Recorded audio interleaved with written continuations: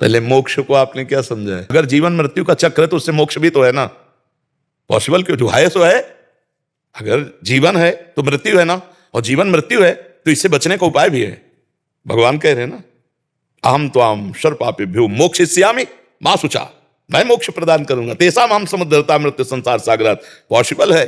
भगवान का भजन करके चित्त वृत्ति को भगवदाकार कर दिया, मुक्त हो गया।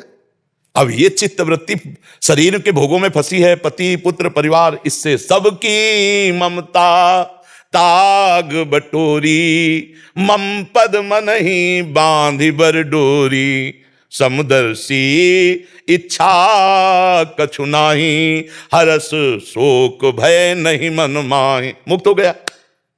सबकी ममता ताग बटोरी है कठिन बात, अगर कर ले जाओ तो मोक्ष हो जाओ, मोक्ष पदवी प्राप्त हो जाएगी। बंधन ना कभी तुम्हें हुआ है ना होगा, बात समझ ला। हम स्वयं बंधन स्वीकार किए हैं, आत्मा कभी बंधन से युक्त नहीं हुई, इसलिए मोक्ष पदवी है, अभी है, पर आप उसको स्वीकार ना करके ठुकरा दिए हैं। आप शरीर को, आप अपने को हर समय स्त्री मानते हैं, स्त्री शरीर में देखती हैं तो मेरा पति है, तो मेरा पुत्र है, तो मेरा घर है, बस यही भूल जाओ तो मुक्त हो जाए। कैसे भूलो? राधा राधा राधा राधा राधा, पति में भगवान, पुत्र में भगवान, घर सब नाथ सकल संपदा तुम्हारी, मैं सेवक समेत सुतनारी। खूब भजन करो, मुक्त हो गए। अब भजन न करो तो भाई मोक्ष कोई लड्डू तो है नहीं दुकान से लाके दे। हाँ भाई, मोक्ष कोई लड्डू तो है लेकिन पॉसिबल है मिल जाएगा? ये तो अंतर का विषय है। चित्त वृत्ति भगवान में तो मुक्त, और चित्त वृत्ति संसार में तो बंधन। बस यही खेल है। मन जो संसार के चिंतन में लगा हुआ है यही बंधन का कारण है, और सावई मना कृष्ण पदारविंदयो, यही मोक्ष का स्वरूप है। मन का भगवदाकार हो जाना ही मुक्त पुरुष का लक्षण है। हर समय भगवान का चिंतन चल रहा है, मुक्त हो गए। और कोई पहले ही मुक्त थे, कोई मुक्त होना थोड़ी, पर हम जानबूझकर बंधे हुए हैं, बस यही हटाना है। नाम जप करो, खूब भगवान का भाव रख। जैसे वो अभी प्रश्न किया था कि भगवान का भाव रखकर हम घर परिवार की सेवा करती हैं, बढ़िया भक्ति है। अपने सास ससुर परिवार को भगवान का स्वरूप मानकर नम्र होकर उनकी सेवा करो और नाम जप करो, अभी आनंद आने लगेगा। अब सास से लड़ाई हो और पति से मनमुटाव हो और मनमानी आचरण हो तो कुछ भजन वजन का कुछ नहीं। शंकर जी को जल पिला रहे, वो प्यासा बैठा पति वो कह रहा जल्दी टिफिन लगाओ, ऑफिस जाना है। बोले नहीं, पहले आरती होगी। अब झगड़ा शुरू है। ले, ये भक्ति नहीं है। भगवान का पर्दा लगा दो, रसोई बनाओ, उसको पवाओ, टिफिन ले और वो ऑफिस जाए। अब पर्दा खोलो, अब सेवा करो। ये थोड़ी कि तुम बाद में, पहले ये भगवान नहीं, पहले ये भगवान। हमारी राय है पहले चलते फिरते भगवान को पवाओ जो पाले के लिए बैठे हैं, फिर बाद में ये पूजा पाठ कर लेना। घर गृहस्थी में माता बहनें समझती नहीं। हाँ, अब पति हल जोत के आया, कह रहा पानी ला। बोले नहीं, शंकर जी में चढ़ाने जा रहे। प्रगट शंकर जी प्यासे मांग रहे हैं, वो कह रहे नहीं तुम्हें नहीं देंगे, वो आ जाके चढ़ाएंगे। मालूम गुस्सा के साल आदमी। अब झगड़ा, बोले पति बड़ा दुष्ट है, भक्ति नहीं कर ले देता। तुम जाने ही नहीं भक्ति किसे कहते हैं। जिसको तुम दुष्ट कह रहे हो वही शिव है, वही भगवान है। ले बढ़िया ठंडा लोटा जल ले जी, पियो। शंकर जी पी रहे हैं। तो प्रथम अगर अवसर मिले तो इन मंदिरों में पूजा करो। सबसे पहला अवसर मंदिर में, इनमें सबके हृदय मंदिर में भगवान विराजमान है। सच्ची मानना, जो एकांत में मूर्ति पूजा तो करता है, बाहर इन मंदिरों से द्रोह करता है, तो कपिल भगवान कहते हैं उसकी पूजा ऐसी है जैसे राख में किया हुआ हवन। पढ़ लेना, तृतीय स्कंद में जो कपिलोपाख्यान में वर्णन है, ये इनमें भगवान बैठे हुए हैं। पर इनमें भगवान मानना बड़ा कठिन है। पति में भगवान मानना, पत्नी में भगवान देखना। भगवान कहते हैं तुम मुझे जिस रूप में देखना चाहते हो मैं उसी रूप में हूं, आज भी तुम्हारे पास उसी रूप में हूं। जब गीता जी कहती है कि मत्ता परतरम नान्यत किंचिद अस्ति धनंजय, तो पत्नी रूप में कौन आया? वही तो आए। पुत्र रूप में कौन आया? वही आए। वासुदेवा सर्वम। तो प्यार करो ना डट के, पति को भगवान देखकर प्यार करो तो तुम भगवान पर विजय प्राप्त कर लोगे। मान लो अत्रि जी को भगवान मानती थी अनसुईया जी, अत्रि जी को, और तीनों देवता गए ब्रह्मा विष्णु महेश परीक्षा लेने के लिए। 6-6 महीने के बालक बना दिए। पूरा प्रसंग तो विस्तार से, 6-6 महीने के बाद। अपने पति को भगवान मानती थी सावित्री जी, जो सत्यवान नाम पति का था। हाँ, सावित्री जी ने यमराज की खोपड़ी घुमा दी। सत्यवान के लिए जा रहे थे, वरदान पे वरदान मांग करके आखिरकार छुड़वा लिया अपने पति को पातिव्रत धर्म में। अब पति के साथ व्यवहार कैसा, पत्नी के साथ व्यवहार कैसा, माता पिता के साथ व्यवहार। घर में बूढ़े माता पिता की अवहेलना करो, घर में कलह अशांति करो, चले मंदिर पूजा करने, भगवान तुम्हारी पूजा स्वीकार करेंगे। तो समझ के चलो, अगर भक्ति करनी है तो पहले परिवार में अपने भगवत भाव लाओ। बढ़िया बढ़िया छोटे बच्चे को जब पवाओ तो देखो उसमें भगवान नजर आए। हे गोपाल जी खा रहे हैं, पति की तरफ देखो श्री कृष्ण पा रहे हैं, पत्नी की तरफ देखो हे भगवान इस रूप में आप हमें मिले हो। कितना प्यार बढ़ जाए, कितना आनंद हो। यहाँ सब टेंशन है, सब अपनी अपनी गति में चल रहे हैं। जाओ मंदिर, लेकिन घर में सबके हृदय में विराजमान ठाकुर का अपमान करोगे तो मंदिर में ठाकुर जी नहीं मिलेंगे। आप जाके देखिए, वही बिहारी जी हैं जो स्वामी हरदास जी से बात करते थे, वही राधा वल्लभ लाल है जो हरिवंश के लाडिले हैं, वही राधा रमण जी हैं जो श्री गोपाल भट्ट के लाडिले हैं। और आप आंख मिला के देखो, ऐसे बस चले आओगे रूखे रूखे, नहीं आप देखो तो मिला के वही ठाकुर जी है। इसलिए नाम जप करो, अपने परिवार में अपने प्रियजनों को और प्यार करो, मोह बस नहीं, भगवत भाव बस, फिर देखो आनंद आ जाए। माता पिता ये सब भगवान के स्वरूप है। आजकल बच्चे माता पिता की अवहेलना करते हैं, पति पत्नी में झगड़ा हो रहा है, घर अशांतिमय है, क्या फायदा? नशा करके आ रहे हो, उद्दंडता कर, ये क्या जीवन है यार? शांत प्रेममय जीवन, प्रेममय जीवन भगवान को प्राप्त होता है। अब प्रेम तो रह नहीं गया, हृदयों में प्रेम नहीं रह गया। अब जब ये गर्लफ्रेंड हो ब्रेकअप हो, बॉयफ्रेंड हो ब्रेकअप, तो प्रेम रह जाएगा? प्रेम तो एक से होता है, अनेक से तो व्यभिचार होता है। प्रेम एक से होता है। किसी को वर्ण किया तो आजीवन उसके लिए न्यौछावर हो गए तो उसे प्रेम कहे। ये गृहस्थी धर्म बहुत अच्छा है, संत सेवा, भगवंत सेवा, परिवार की सेवा, नाम जप और भगवत प्राप्ति, इसी में भगवत प्राप्ति। वैराग्य पंथ है बहुत कठोर, बहुत कड़ा, इसीलिए 100 में कोई 1-2 निकल पाता है, और गृहस्थी में चाहो तो 100 के 100 निकल सकते हो। धर्मयुक्त भोग भोगते हुए सबको भगवान मानकर नाम जप करते हुए भगवत प्राप्ति कह रहे दादू दयाल जी कि ये नाम ही सर्वश्रेष्ठ है। किसी भी लोक में, चाहे स्वर्गलोक हो, चाहे मृत्युलोक हो, चाहे पाताल लोक हो, कहीं भी कोई और साधन या और कोई सार नहीं है। सार है तो नाम है। हे मन, तू 5 इंद्रियों के सहित रात दिन केवल नाम का चिंतन कर, केवल नाम में लग, इसी से तुझे सब कुछ प्राप्त हो जाएगा। दादूनी का नाम है हरि हृदय न विसार, मूर्ति मन माही बसे, श्वासे श्वास संभाल। तू निरंतर हरि का नाम जप, एक क्षण भी नाम से विमुख मत हो, समस्त दोषों से रहित हो जाएगा तेरा अंतःकरण। मूर्तिमान श्री कृष्ण तुम्हारे हृदय में स्फुरित हो जाएंगे, श्वास श्वास तुम्हारा आनंद में व्यतीत होने लगेगा। अभी एक एक श्वास कष्ट में व्यतीत होता है, क्योंकि संसार का राग है। जब नाम जप करेंगे तो अंतःकरण सर्व दोषों से रहित हो जाएगा और हृदय में मूर्तिमान श्री कृष्ण प्रकट हो जाएंगे और एक एक श्वास आनंदमयी हो जाएगी। सदगुरु के द्वारा दिया हुआ नाम, तू इसकी महिमा का विचार कर ले कि यदि जिह्वा से रटेगा तो अंतःकरण में इष्ट प्रकट हो जाएगा। कितनी बार अलग अलग महापुरुषों ने वर्णन किया, यदि जिह्वा से नाम जपेगा तो अंतःकरण में इष्ट प्रकट हो जाएगा। और रहा जीवन निर्वाह की बात, तो इतनी व्यवहार की सामग्री आ जाएगी कि तू खुद दूसरों को बांटेगा।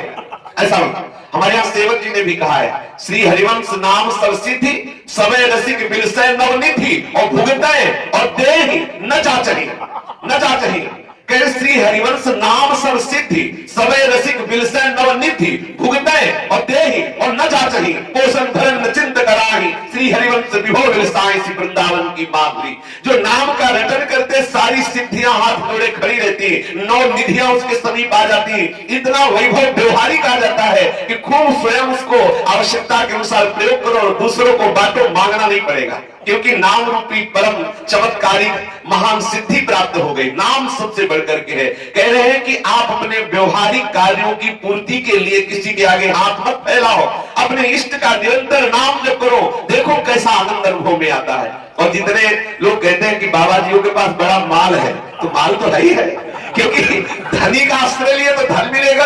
अब तुमने दुखाले का आश्रय लिया तो दुख ही मिलेगा, और हमने सुखाले का आश्रय लिया तो सुख ही मिलेगा। अगर आप धनी होना चाहते हो तो आओ श्री कृष्ण नाम रूपी धन बटोरो, राधा नाम रूपी धन, और सब जलते हैं। जहां देखते हैं संतों को तो जलते हो, कहते हैं बाबा जी हराम का खाते, हराम का तुम खाते हो, राम का बाबा जी खाते। बाबा जी ऐसे थोड़ी, भगवान क्या। अच्छा देखो, आप देख लो, कोई खेती नहीं, कोई व्यापार नहीं, समय से भोजन मिलता है, गाय एक भी नहीं, तो दूध एक्स्ट्रा रखा हुआ है। सर्दी अभी आई, इतनी इतनी जोर की नहीं, कंबल पे कंबल रखे हुए हैं, 100 का खर्चा है, 200 भेज रहे हैं। अभी है क्या? आप बताओ, अगर आप कह दो कि आप जो है बेईमानी का खा रहे हो, तो सच्ची बात मानो, एक बार भी किसी से नहीं कहा जाता कि आप हमारी कोई व्यवस्था कर दें, और अपने आप हो रही है। ये नाम भी इतना नहीं जप रहे, लेकिन जरूर उनके आश्रित है, केवल शरणागति का प्रताप है। हम ही नहीं, सब जो वैष्णव संत जन बैठे धामवासी, अनुभव करके देख लो। चाहिए 1 और दिए 5 है, बेईमानी करो तो तुम जानो, नहीं 1 चाहिए 5 है, इतनी व्यवस्था प्रभु दिए, अगर 1 रोटी की जरूरत है तो 5 रोटी मिल रही, काहे को चिंता कर रहे हो? जब 10 की जरूरत होगी तो 20 दे देंगे, कमी है क्या हमारे प्रभु के दरबार में? कह रहे कि व्यवहार के लिए भी तुम चिंता मत करो, इतना आएगा कि खुद पाओगे और दूसरों को पाओगे, बस नाम जप करते रहो। देखो, चाहे जितना बड़ा अधिकारी हो, चाहे जितना बड़ा व्यापारी हो, संतों जैसा रईस कोई नहीं। देखो 500 संत एक बार में बातें हैं, 50 उनके घर में चले जाए तो होश खराब हो जाएंगे। 500 महात्मा एक पंगत में बैठ के पा रहे हैं महात्मा के आश्रम में, और चाहे जितना बड़ा बंगला बैठा हो, चलो 50 लोग अगर उनके हौसला खराब हो जाए तो बता रहा क्यों? क्योंकि वो अपने आश्रित है और भगवान के आश्रित है। जो भगवान आश्रित है उसका कहीं व्यवहार भी खत्म हो सकता है, ऐसा नहीं, व्यवहार इतना बढ़िया चलेगा कि आप देखना। साधु जन इसके साक्षी है। तू नाम को केवल अपने हृदय में रख, नाम का सतत स्मरण कर, और सब प्रपंच है, पाखंड है, बच जाओ अपने को। दादू दयाल जी कह रहे हैं, सब संप्रदाय के सब महापुरुषों ने जो आखिरी बात अनुभव करके कही वो यही कही है कि अन्य सब साधनों के प्रपंच में मत फंसो, निरंतर नाम का स्मरण करो, हृदय से करो, वाणी से करो, कंठ से करो, जैसे तुम्हारा अभ्यास बन जाए वैसे निरंतर नाम का सुमिरन करो, और सब त्याग करके निरंतर नाम का आश्रय ले लो। यदि तू नाम का सतत भजन कर रहा है तो अब तुझे चिंता नहीं करनी, किसी भी विषय की तुम चिंता मत करो। अब तुम्हारा जो नामी है वो खुद संभाल करेगा। बहुत ध्यान देने का विषय, कह रहे हैं कि अब वही होगा जो महामंगल होगा, क्योंकि नामी स्वयं तुम्हारी संभाल करेगा।